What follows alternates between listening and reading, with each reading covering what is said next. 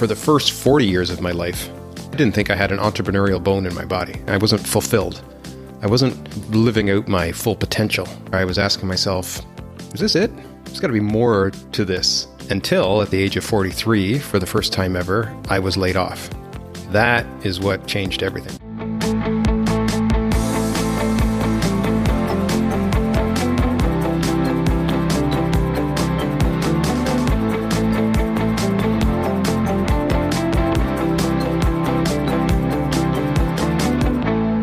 Welcome to the Nomad Solopreneur Show, the only podcast where you learn actionable tips that you can apply right away on how to build and grow a one-person business while traveling the world.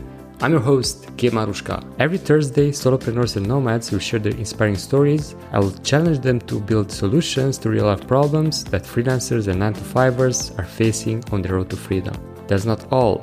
Once a month, I welcome a special guest like executives and industry leaders to bring their wisdom and expertise to the table.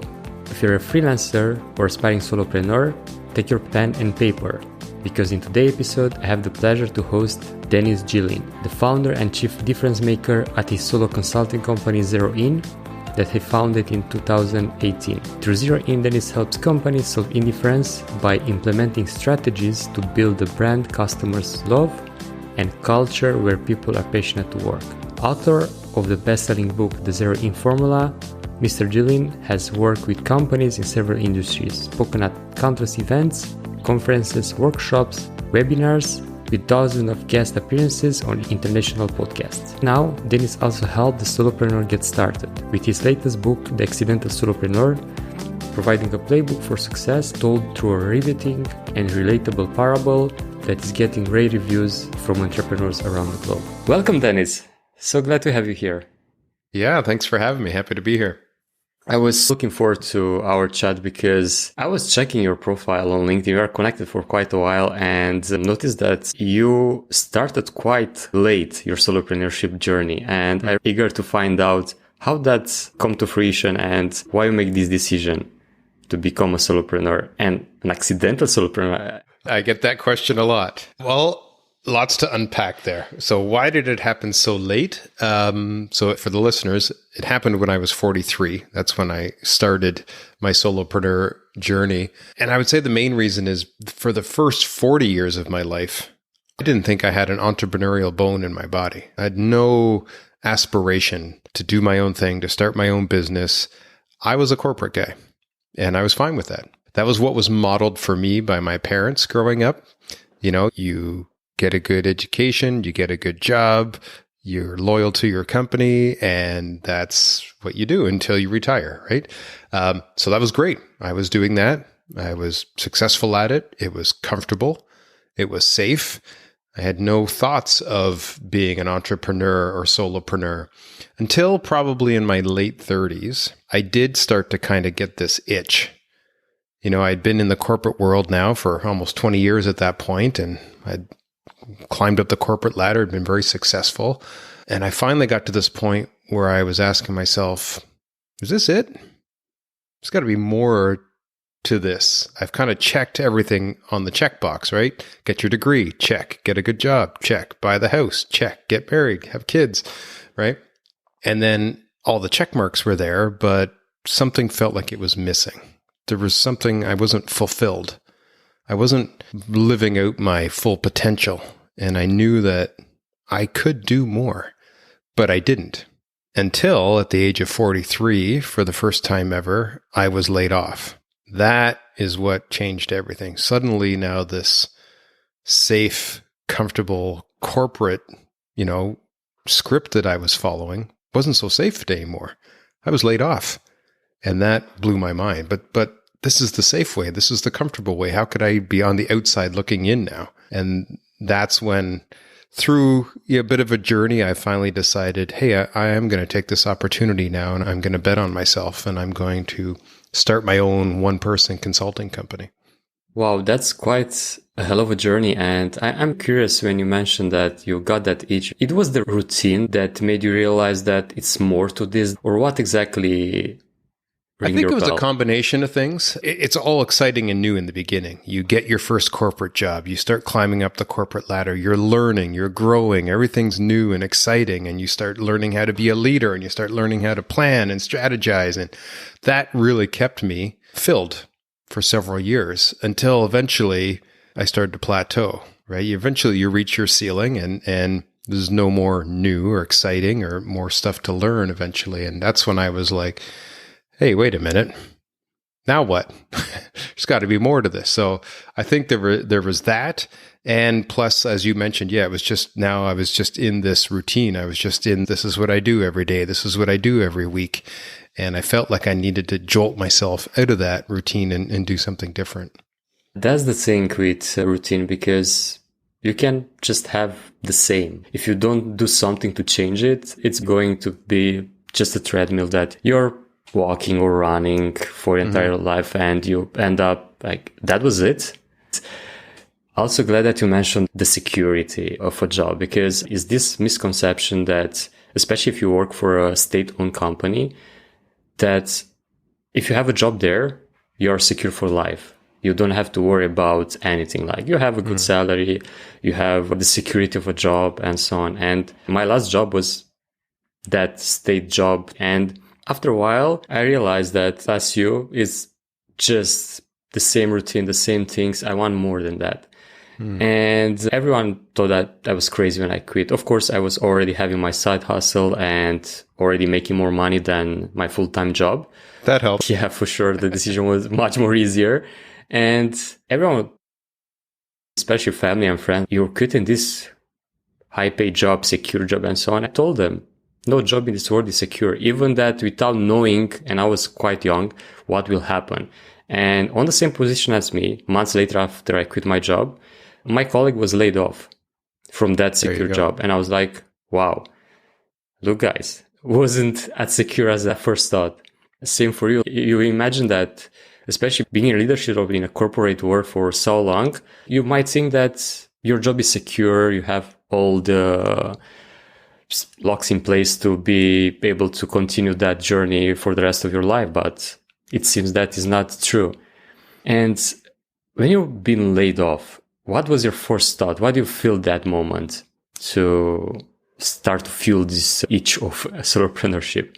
Well, that actually wasn't my initial thought. My initial thought was, holy smokes, I have to jump back into the script.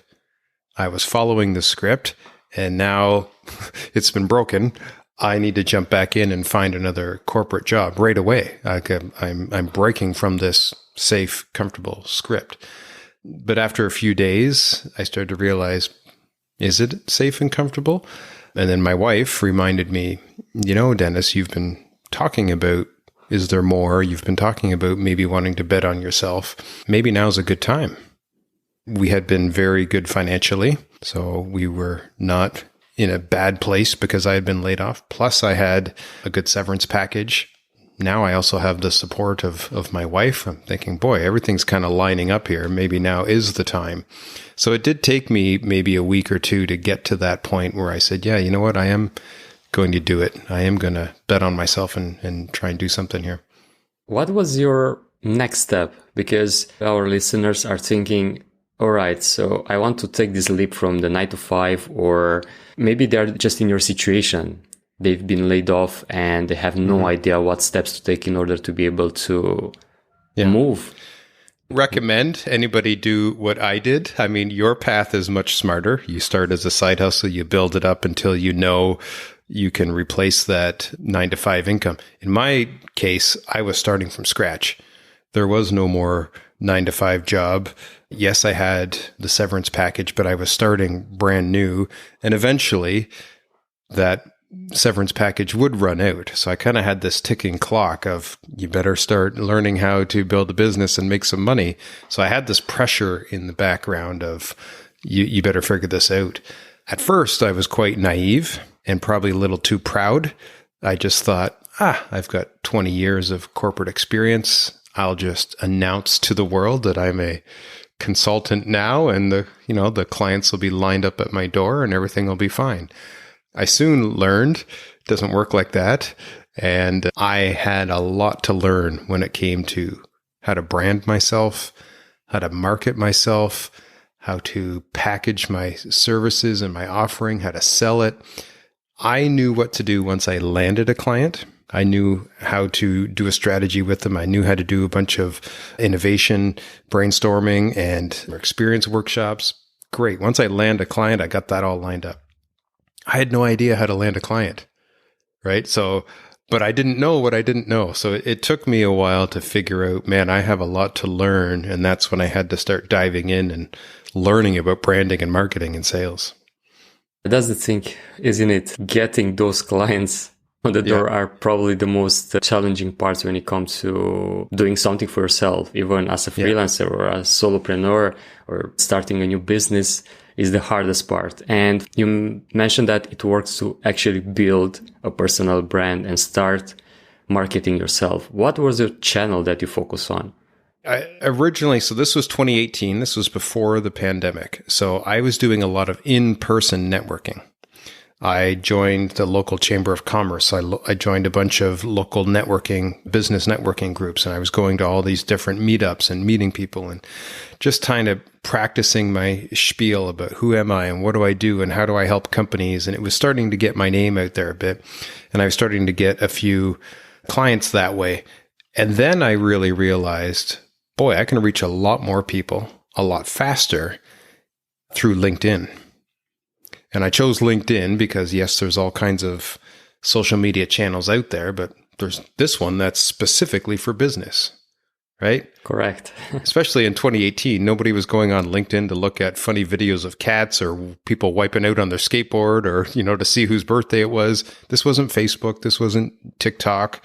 This wasn't Instagram. This was people there for business. So that's when I started to really update my profile, started learning how to post about who I am, what I do, and learning how to network on the platform. That's what really started to take things off for me once I kind of figured out how to do that. That's wonderful, and happy that you mentioned networking, because networking is top 3 of my favorite way to get clients on the door. And it's powerful, isn't it? Because through network, you build not only relationships, but you build opportunities.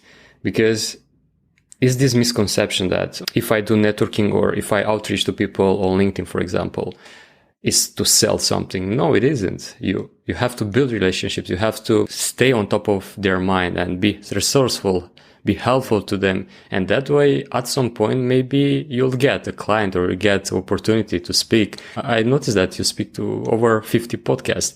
That comes through networking, I guess, right? Yeah. In the beginning, it was me reaching out, asking to be a guest on a lot of podcasts. Now it's the other way around. Now that I've done so many, I get a lot of people reaching out to me saying, hey, do you want to be a guest on the podcast? And that's just from networking. And I like to tell people, it's not that you network, it's how you network, right? Anybody can go on LinkedIn and send out a connection request and immediately pitch somebody their services. Nobody likes that. That's not networking. You nailed it. It's connecting, it's building relationships, and it's slowly over time, and it's providing value for free a lot in the beginning to prove your worth, to prove that you are credible, to prove that you have the expertise. And then I even learned, boy, what I post, I need to be giving away all kinds of value in my posts as well. Just free tactics, free strategies, free information. That just allows people to see you as this credible expert, and it earns trust. And then eventually they start reaching out to you. Hey, can you help me with this? Hey, can I pick your brain on that? Hey, what would you do here? And then that's when you know, okay, this is working. And now the real trick is, how do I then turn that into an offer at some point? That's still the delicate part, right? Exactly. And that's the biggest fear for those that want to put themselves out there and show themselves as an expert. The fear of giving too much for free. But usually people hire you either to execute for them or to actually walk them through the process. The information, it's for free everywhere, like YouTube. Yes, exactly. Yeah, LinkedIn and all the places. Yep. But what you do with that information, as you mentioned, that there is a thing that you need to build that offer. You need to actually get that client in the door and help them. They're hiring you to help hold their hand, right? The phrase I like to use is, Nobody has learned to ski just by reading a book. You can read a book about how to ski, but then you stand at the top of the mountain and you're looking down. You want an expert standing beside you to show you and correct you and guide you and hold you up. That's what they're hiring you for. The information's all there, but they still want somebody to hold their hand and get them down the mountain safely. So give away all the information for free. They're going to hire you for your expertise. Speaking of help, did you reach out to someone? Did you have a mentor, or you did it all by yourself? In the beginning, I tried to do it all by myself. The problem I found was there's tons of information, almost too much. That was the problem. I could read all these books. I could watch all these YouTube videos. I could read all these blogs and articles. I needed somebody to help me decipher it down to which books, which blogs, which articles, which videos were appropriate for me and my business. And who can decipher, do this, but don't do that part. And try this first before you do that. And that is what's missing, because everybody's different and everybody's business is different. So yes, I did. I reached out to several people. I took some courses. I was part of some cohorts. I had some mentors. That was a big part of really cutting through the noise and figuring out what information and which people I needed to help guide me in my early steps. So the mentorship was huge. Just wondering if you have in mind a solution to find your mentor or to find that ideal resources, because there is a lot of noise. Like you have a lot of experts online doing various things and so on. And at some point I was also searching for a mentor, and I got overwhelmed easily because the amount of information, the amount of mentors and experts. Do you have any tip on how to do that easily without getting scared and literally quitting? Right. Yeah, it can be overwhelming. There's coaches or gurus or consultants everywhere, right? So what I really tried to do was say, okay, what am I specifically trying to do? And who is somebody that is maybe a couple steps ahead of me? I don't need somebody that's making $20 million doing this and they really found their way 10 years ago. They're so far ahead, and what they did was so long ago, it might not be relevant for me. I need somebody that's maybe 2 or 3 years ahead of me doing the same thing as me. And that's the most relevant person to be a coach or a mentor for me. So that was really how I kind of sifted down. I was starting a one-person consulting company. There's all kinds of business coaches or consultants or gurus out there, but I don't need to scale this thing. I'm not hiring employees. I don't have a product. I was a one-person consulting company. So I was looking for somebody who had done that. And that's where I really whittled it down and said, okay, who's a couple steps ahead of me doing that? That's who I need to be talking to. Very good advice. And touching a bit on this part of, you mentioned that you weren't looking to grow much. And I love that concept, like keeping as high as you want without getting overwhelmed and achieving your financial goal or whatever your goal is. What's the state of your business at this point? You are having help in various aspects of your business through contractors, freelancers, or full-time employee, or you are still alone? And No full-time employees. I did not want that. I came to a point a few years into my business where I was like, okay, what is my next step? Do I get a partner? Do I hire employees? But I had to take a step back and say, well, what was my goal here? My goal wasn't to make as much money as I can. My goal was to create a lifestyle. And the lifestyle I want is freedom over my time. If I'm now managing a bunch of employees, I don't have freedom over my time, right? Now I'm managing them. I'm giving them performance reviews. I'm trying to, motivate them. And I've done all that and I enjoy it, but that's not my goal here. So I just have freelancers that I reach out to at different times when I need certain things done. I know what I'm good at. I know what I'm not good at. I know what I enjoy. I know what I don't enjoy. The stuff I'm not good at, the stuff I don't enjoy, I can outsource that to other people. So, but not full-time employees. That's not what I'm looking for. And this is the definition of solopreneurship, right? Because if you move that path and you start to hire full-time employees and you, as you mentioned, become a manager, you're already an entrepreneur. You're not a solopreneur anymore, and all that freedom that you build. Because with everyone that I talk about solopreneurship, they want this. They want freedom of time and financially freedom. And that's only achievable if you maintain your one-person business big enough to be able to sustain that lifestyle, but not as big as becoming overwhelming for yourself and for others. And I love that approach because I have the same. I don't have full-time employees, and it's beautiful. Not like to that. say there's anything wrong with that approach either. Yeah, It just that's not my goal. It's not what I was after. Some people that would be very exciting for them to take a company, build it up, hire employees, and then maybe sell the company at some point. That's just not what I'm after. That's not my goal at this point in my life. So, but if that's yours, that's awesome, right? So. Correct. And everyone has his own goals and own definition of freedom and what they want to achieve.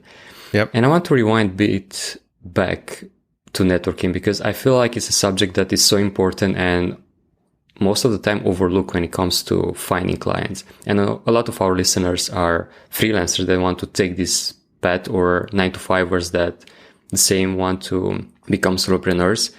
And what would be your number one recommendation when it comes to networking?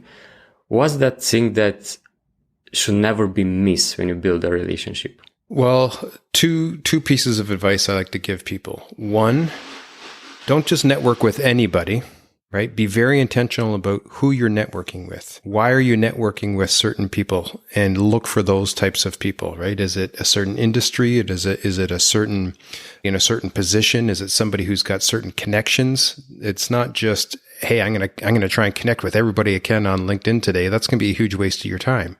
Be very intentional about who is your ideal person you want to network with. So that's number one. Number two is, and we touched on it already, be a giver. While you're networking, make it all about them. How can you help them? What advice can you give them? Who can you connect them with? You want them to trust you. You want them to see you as a credible expert. You want them to see you as somebody that brings value. You want them to see you as somebody they trust. That doesn't happen by asking them for stuff. That happens by giving them stuff. And eventually what will happen is, because they, over time, will see you as a credible expert, as somebody they trust, as somebody that gives value, human nature says they're going to eventually want to reciprocate. And now they maybe want to hire you, or they want to introduce you to somebody, or a business opportunity comes up and they think of you. That's just how human nature works. But you don't jump to that in the beginning. You start by being a giver and just give.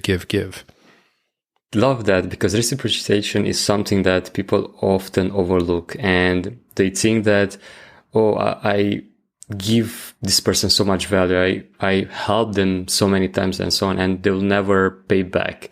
And they will, and that's the beauty of it. And do you think that you need to have an agenda when you go to a networking event, or let it flow naturally without having on top of your mind, I know this person will be at this event. It's a must to talk with him or with her. Or is just something that you do naturally? And my answer there would be maybe a bit of both. You don't want to go in completely unprepared, right? Who are the types of people I want to network with? What are the types of things I want to say? What are my goals? But then once you're there, be able to go with the flow. Be a bit flexible, right? You're going to get asked questions maybe that you weren't prepared for. Your conversations are going to go in different ways. That's okay, right? Be open to those new conversations. They might lead into a path that is, bearing fruit that you didn't even foresee, right? So be open to that as well, but don't go in completely unprepared. Great advice, because otherwise you'll just fail without starting. Yeah, exactly. Do you have any other favorite ways of getting clients? Early for me, again, before COVID, I was hosting a lot of in-person workshops. So after I had kind of built my personal brand and had my offering, and I, narrowed down my niche, I started doing a lot of workshops. These were paid workshops, but it would get me in front of a lot of businesses or clients that wouldn't have that opportunity to know me otherwise. Or if they did, it was just because they read a post on LinkedIn. Now they were in a room with me. Now they got to interact with me live. Now they got to see my real personality, and they got to see even more value that I can bring. So I was introduced to a lot of companies that way. And then several of those workshop attendants turned into clients. They would go back and they would say, hey, I just came back from the workshop with Dennis. Here's a bunch of stuff he taught. Boy, do you think we can get Dennis in to help us implement this strategy? And that's what was happening a lot. Obviously, with COVID, the in-person workshops went on hold. So transitioned that into a lot of speaking engagements or virtual workshops or webinars. Not the same feel as, being in person. But that was definitely huge for me in the beginning to get the ball rolling. You mentioned that there were paid workshops.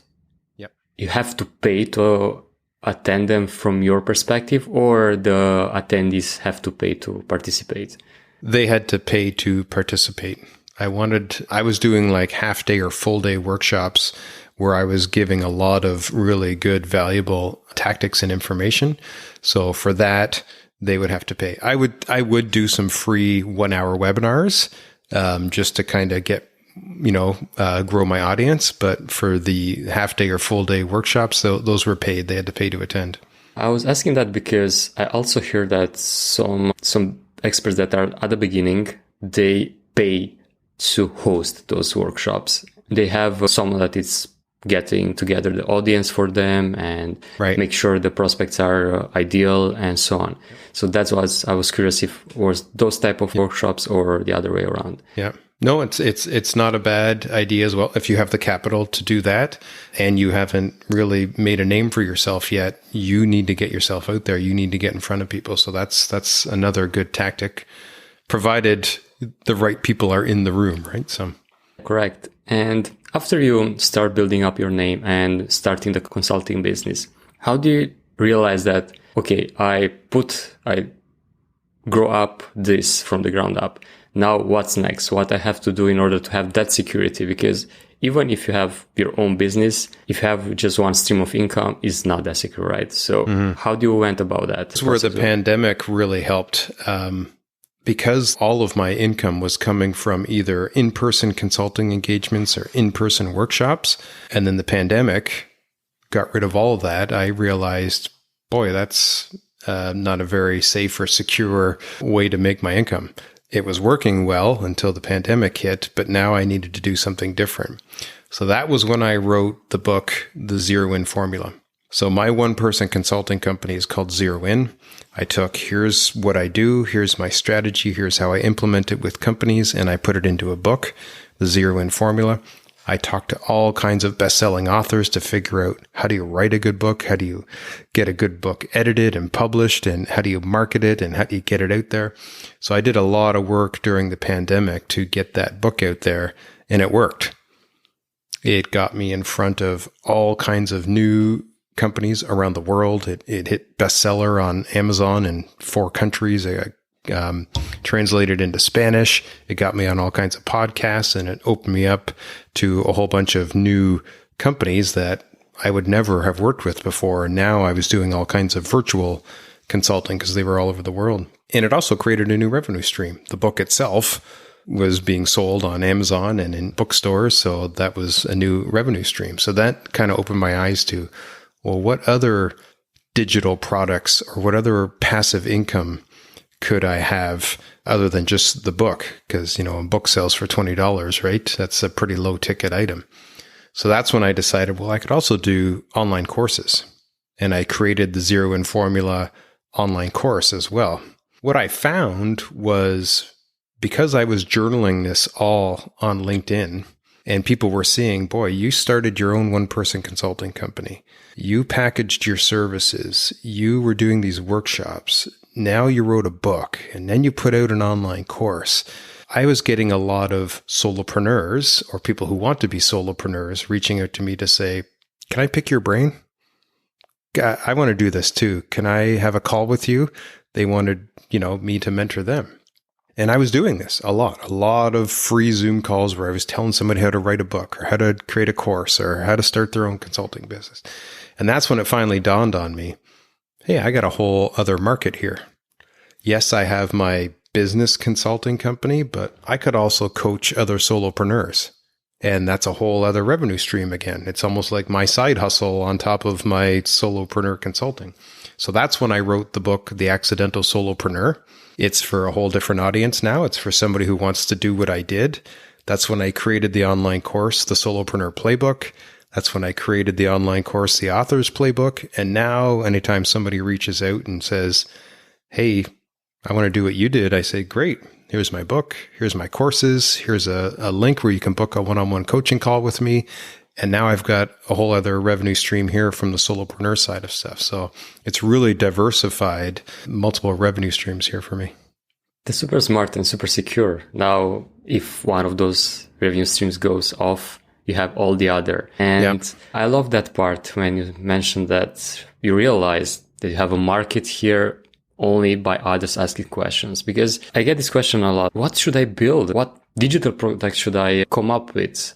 If you don't have someone asking you questions, just look at the questions in comments on a YouTube video or on LinkedIn and so on. And you realize that a lot of people have the same problem. So there is a market there if they ask the same questions again and again. And yeah, that was beautiful and super smart. I love that. And since in this podcast at the Nomad Solopreneur Show, we're all about providing value, I want to challenge yourself. All right, let's go. Because building a passive income as a freelancer, for example, or someone, a solopreneur that's at the beginning, might be a daunting task. And I want you to come up on spot with a strategy for someone that is in that situation. They don't really have a huge following. They don't really have actually a network to work. They're probably just trading time for money and they are good at their craft, but they have no idea how to make a passive income. The first thing they have to do is start to build an audience. Because even if you have a book or a course, if you don't have an audience, who's going to buy it? Right? So there's a lot of people out there saying, oh, just create a course or write a book. Or, well, if you have no audience, you're going to be sadly, upset when nobody buys it, right? So the playbook I like to take people through is first find your niche, right? What specific problem do you solve for which specific group of people, and really package a service offering around that. Not at an hourly rate. What's your proprietary process? What is your 5-step way of solving their problem? What is your 3-step system that they're buying from you, to help teach them learn ski down the hill, right? What is your method that they're paying for? Once you've got that and you're delivering it, now is when you're paying attention to all these other questions that they're asking. As you're consulting, as you're delivering your service, what are all these extra questions? Great. That's stuff that could go into a book or could go into a course someday. So start posting about it on LinkedIn, on Twitter, or wherever your social media is of choice. Start giving the answers to all those questions for free. That's what's going to build your following. People want to follow a credible expert that gives tactical advice. Anybody can go on and give these high-level platitudes like, hey, start your own business, or hey, be nice to each other. Like, that's not really saying anything, right? Hey, here's how I wrote my book. Hey, here's how I started my course. Hey, here's how I found my first client. Hey, here's how I dealt with this sales objection. Give real tactical information. That's going to grow your following. And then pay attention to the questions that come in the comments again. Well, how did you do that? What did you do here? What did you do there? Great. That's more information for more posts that you just keep writing until you have enough information and enough of an audience to now package and sell them a book or a course. That's really the playbook if you're starting from scratch. That's beautiful. And indeed, without an audience, it's a huge battle up the hill. And I would also love to add here another way that I'm thinking and I'm actually trying to implement is to tap into other audiences. Like those that have your target audience, and it's that huge. Can be probably either sponsorship or it can be literally partnerships, whatever, but you'll get way faster. One of the things I do is every morning I have a list of about 50 people that I follow on LinkedIn or Twitter, and I have a link right to their most recent post. It's in my calendar. I have a reminder that comes up every morning at 8 a.m. and boom, there's all these links in this Outlook reminder. Go to this person's latest post. I read it and I comment on it. And these are people that are a few steps ahead of me. These are people that already have a big audience. These are people that are putting out posts that people want to interact with. So now I go on that post and I add my 2 cents as well. Not just, hey, great post, but I go, hey, that's awesome. Also, here's what worked for me, or here's something I did last week, or here's a mistake I made. And because they already have a big audience and people are interacting on their posts, they read my comment and they go, oh, who's this Dennis guy? And then they come follow me as well. So you're kind of tapping into their audience and maybe even almost stealing their audience, but you have to know who are those people. They have to be, again, same sort of niche, doing the same sort of thing, and they're a couple steps ahead of you. They love it. You're interacting on their posts, which is what they want. But inadvertently, you're also building your audience by doing that. And they may reach out. They may like what you're doing. They may want to partner with you. They may throw some work your way even, but it's a quick and easy way to grow your audience much faster. And it's just free. Like, you don't have to pay for partnerships or sponsorships. Of course, it takes time, but you cannot build without investing time. You definitely have to put some boundaries in place for yourself, because you could just sit there all day interacting, right? I have it blocked in my calendar for this period of time. These are the posts I'm interacting with, and that's it. I'm not just scrolling to see what's on there. I'm going to these particular people's posts and I'm reading them and I'm commenting and then I'm shutting down. Otherwise, you could spend all day. True. And discipline is a big part of being a solopreneur, because you can get caught up in so many scenarios that you don't want to be. No more excuses to not start building your network. Yep. And it's all there at your fingertips. So why not use it? I think what discourages a lot of people is it's not instant, right? We live in this age of everybody gets this instant gratification. Building an audience is not instant.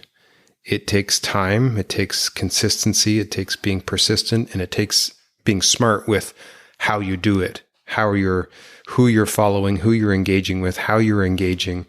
Are you giving out good, actionable information in your comments, in your posts? And you have to do it consistently day after day after day. But eventually it will build an audience if you stick to it. True. If you want to have instant impact, instant income, you can stick to 9 to 5 or find another job if you get layoff and so on. But if you want to build a business, patience is key, because otherwise it won't happen overnight. And there will be mistakes. You'll learn from them and move forward. And speaking of time, how much time it took for you to go from the person that just got laid off and arriving at having multiple stream of income? So I would say the first 6 to 9 months was really me figuring things out. So between 6 to 9 months, I had now got my service offering nailed down. I had packaged it. I had branded myself. I had learned how to sell it. That was 6 to 9 months. Then it took me a while to write a good book and build another income stream there. And then the course of it was probably 1.5 to 2 years before I at least had even multiple income streams, but then another maybe year and a half to really start building up those passive income streams. So we're talking 3.5 years to get to that point. It was not an overnight thing. There's a roadmap you got to follow here. You got to find your niche. You got to find your offering. You got to learn how to sell it. Then you got to build this audience, and then you have to create these assets that you can sell. It doesn't happen overnight. Yeah, for sure. And without consistent effort and actually putting yourself out there, it won't gonna happen. I'm curious how a day in the life of the accidental solopreneur looks like.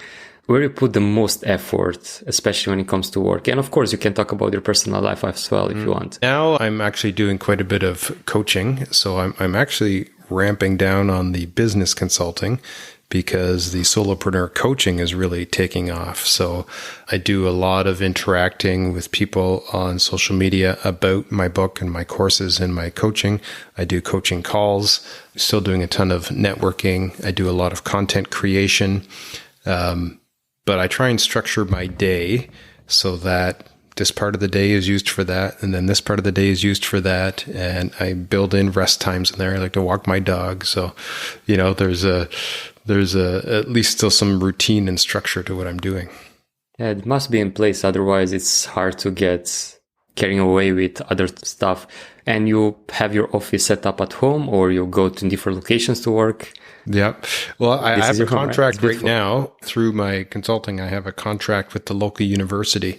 So I'm doing some work with them. I'm in there a few days a week. Otherwise, I'm from home. So glad that you mentioned that, because especially when you start working for yourself, and if you don't go to a professional place to work from, like a co-working space or even a coffee shop, it's kind of hard to, at least for me, it was super hard at the beginning to have some boundaries. I worked from home for 7 years before becoming a nomad, and at the beginning was hard. And I'm curious, how did you manage to balance this and put those boundaries so your dog is not bothering you or your family? And at first, for me, I loved it. I'm an introvert. So I was like, wow, I don't have to be around people all the time. This is great. I can do my own thing. Eventually, though, I did find, I do miss people. I miss being part of the conversations and strategizing and being part of a team. That there was this lonely feeling. So I had to make sure that I was building in, I need to do at least so many Zoom calls a day. So at least I get some people interaction. I do need to have boundaries. So I'm, not spending too much time doing non-work stuff. So I'm a fanatic about blocking stuff into my calendar. And that's what keeps me on track. The reminders pop up. I should be doing this now. And I've got that slotted for an hour and a half. Great. I'm going to do that. And then whoop, reminder pops up. Okay, you should be done that. And you should be doing this now. So that's basically all it really takes for me, is slotting it into my calendar and having those reminders pop up. And that's, it tries to keep me on track and give me some boundaries.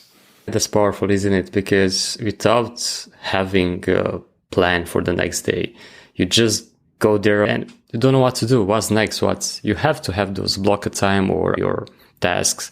But one thing that I was struggling with was having too many tasks for the next day. And I was like, I need to try something else. For me, at least, works to have the most two important tasks, the priorities that I have to do that day. Those are non-negotiable.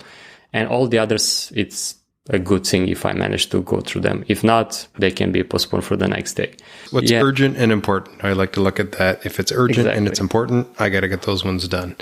Everything else can slot in where they need to. Yeah, correct. And when it comes to working on your business, what are those 20% of your work that generates 80% of the results? I would say it's changed as my business has morphed over the years. But at this point, it's really putting out good, valuable content is the biggest thing for me right now. I've gotten to the point where I've got a pretty good size following on LinkedIn. And because I've done enough, I've built enough, I've created enough in my business, I've got tons of information I can share with people.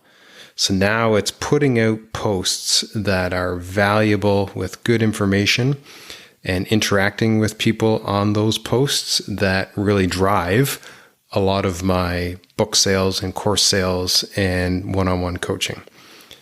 People really like it when I get tactical, and then they just want more of that. So that drives them to buy my book or my course or have a coaching call with me. So a lot of my time is spent creating content that is valuable and engaging for people.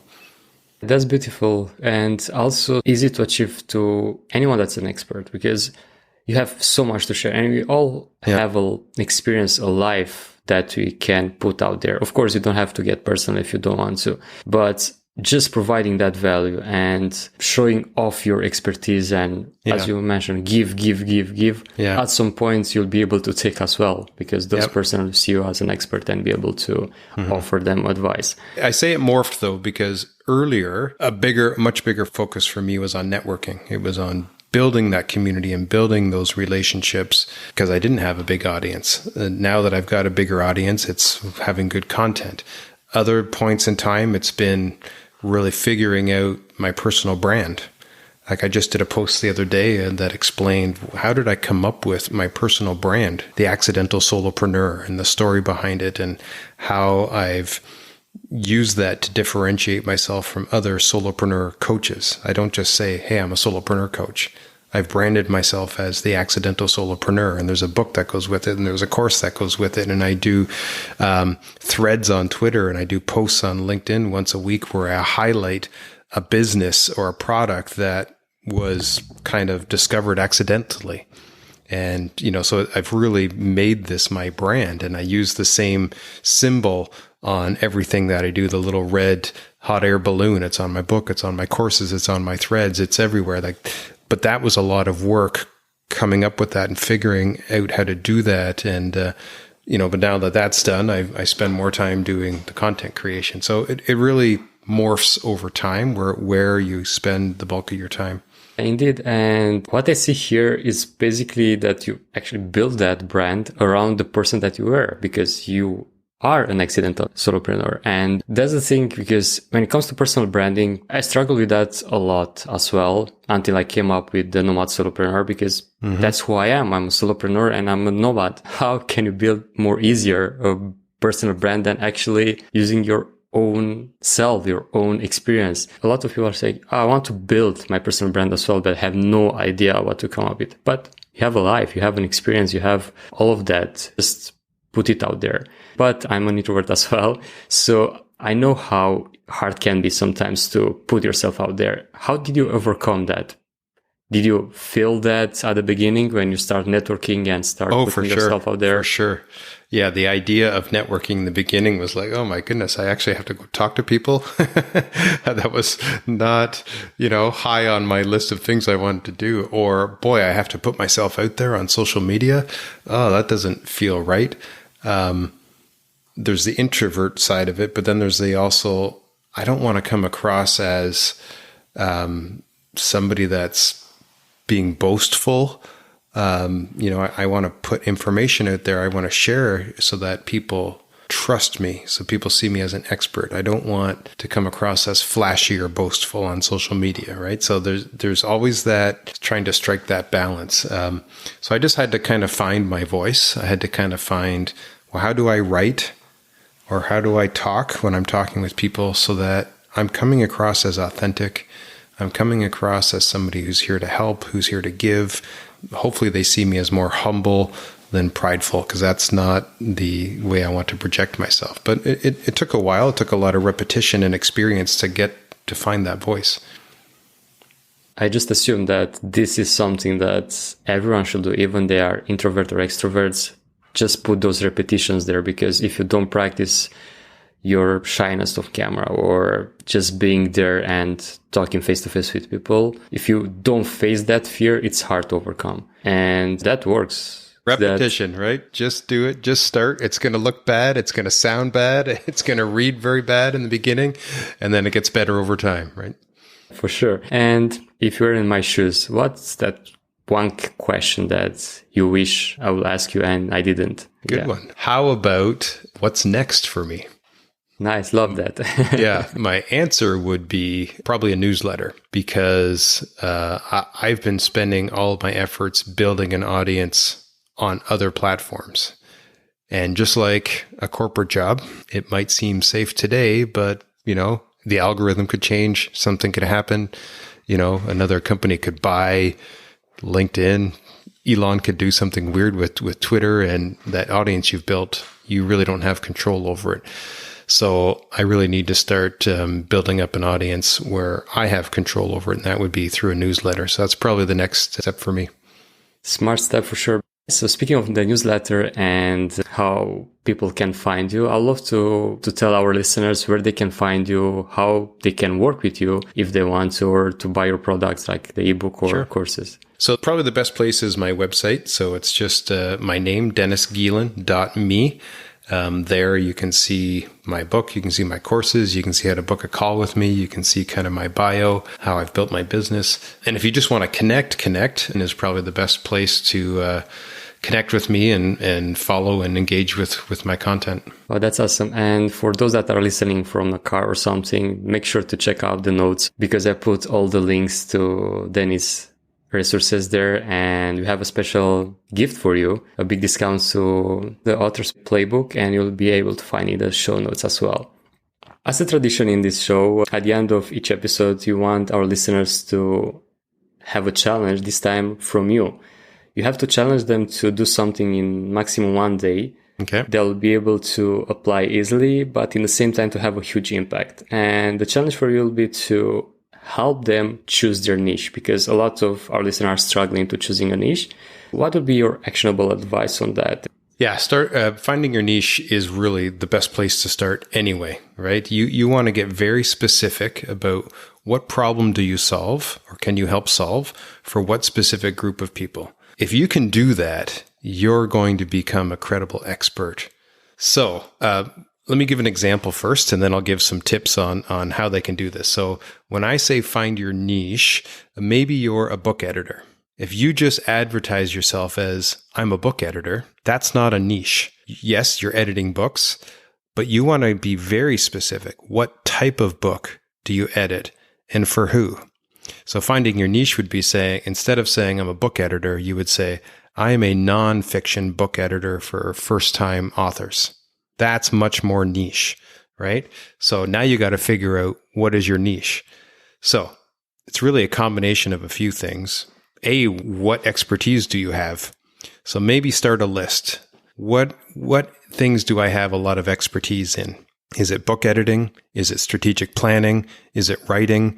Is it, graphics design? Is it building websites? What expertise do you have where you can offer a service? And then make another list. What industries do I have a lot of expertise in? Is it in finance? Is it in insurance? What industries do you have a good background in? And then a third list would be, what do I enjoy? What am I passionate about? And then I would ask you to overlay those 3 lists and see where there's a combination that really makes sense for you. Maybe you're a graphic designer that could work with people in the finance industry because you've got, 10 years experience in that. And then obviously the final factor there would be, is there a market? Is there enough need for that? So anytime you can kind of pinpoint those 4 things, what do I have expertise in what industry that I'm passionate about and there's a market for? So if you can make those lists and nail it down to picking one from each, that's a great place to start for your niche. And then the next step really is, what do I have to offer, right? What would my offering look like? What would be my specific 3-step process, my 5-step system for delivering a solution to people in that niche? If you can make those lists and kind of write that out in 1 day, you are going to be way ahead of anybody else who's trying to start down this path. Love that. Thanks for sharing all this wonderful advice. It was a pleasure to have you.